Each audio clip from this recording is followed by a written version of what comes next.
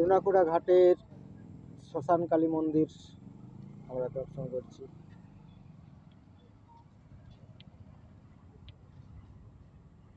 এটি পশ্চিম বর্ধমানের বারাবণী থানার অন্তর্গত। এই মন্দিরে বৎসরে 2-3 বার পুজো হয়। আমরা 2জন ভক্তকে পেয়েছি। হ্যাঁ, আপনার নাম? আমার নাম শিবচরণ পাল। আপনার নাম? দয়াময় চাঁদ। আচ্ছা, তো এই মন্দিরে কখন কখন পুজো হয়? এটা আপনার প্রতি শনির মঙ্গলবার দিন পুজো হয়। আর এমনি অগ্রহায়ণ মাসে যে সংক্রান্তি আছে সেদিন বড় পুজো আছে। আর জ্যৈষ্ঠ মাসের ওই আপনার ফলহারিণী কালিকা পূজাতে পুজো হয়।